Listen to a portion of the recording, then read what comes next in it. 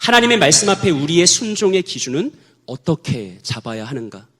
이것은 단지 과부의 이야기만이 아니라 오늘을 사는 우리 그리스도인들에게도 여전히 유효한 신앙의 문제일 것입니다. 우리 인생들에게는 순종의 기준을 수치화하려는 본성이 있습니다. 하지만 대부분의 경우 하나님은 우리 입장에서는 상당히 애매하게 느껴지는 그런 말씀, 요청, 명령을 행하십니다.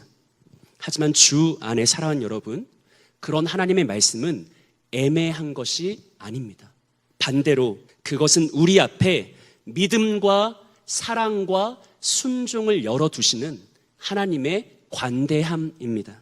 확실한 것은 내가 어디까지 순종하든지 내 순종에 제한이 없다면 하나님의 은혜와 하나님의 응답 역시 한도가 없다라는 한 가지 사실입니다.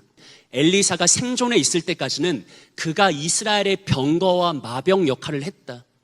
그래서 엘리사의 존재로 인해서 이스라엘이 주위 열강의 위협에서 살아남을 수 있었다. 그런데 이제 그 엘리사가 죽는다고 하니 어떻게 생존할 수 있을 것인가라는 걱정이 들어서 요아스가 눈물을 흘렸던 것이죠. 이에 선지자 엘리사가 요아스에게 화살을 잡으소서, 그것으로 땅을 내려 치소서라고 해요. 하나님은 아람과의 전쟁에서 승리할 수 있는 약속을 주시면서 순종의 정도를 열어줘요. 요아스가 하나님의 말씀 앞에 화살로 땅을 3번 내리쳤죠. 내리치자마자 갑자기 엘리사가 버럭 화를 내면서 5번은 쳤었어야지라고 말하는 거죠. 우리로 하여금 약간 당황스럽게 하는 엘리사의 답변입니다. 그런데 여러분, 오늘 우리는 본문을 통해서 성경이 말하는 순종의 메커니즘이 무엇인지를 확인할 수 있어야 합니다. 순종의 기준은 수치의 문제가 아니다. 성경이 우리에게 말하는 것은 무엇입니까? 오직 하나님을 향해서 당신은 어느 정도의 믿음을 가졌는가, 헌신을 가졌는가, 사랑을 가졌는가라는 마음의 문제라고 성경은 분명히 말합니다. 오늘 설교의 제목대로 순종의 기준이 무엇인가라는 이 주제 앞에 오늘 우리가 확인해야 될 것은 내게 하나님을 향한 얼마만큼의 사랑이 있는가.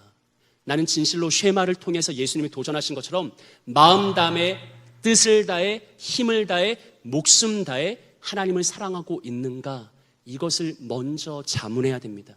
만약 우리가 마음 다하고 목숨 다하고 뜻을 다하는 하나님의 사랑으로 그 한도 없는 순종으로 반응하면 하나님도 우리에게 끝없는 은혜와 응답으로 반응하십니다. 우리 왕십리교회 청년 예배 나온 사랑하는 형제자매 모두에게 하나님의 말씀 앞에 언제나 인생의 한계를 뛰어넘어 마음의 순종으로 반응해서 넘치도록 풍성한 하나님의 은혜 받아 누리는 풍성한 복이 있기를 구주 예수님의 이름으로 축복합니다.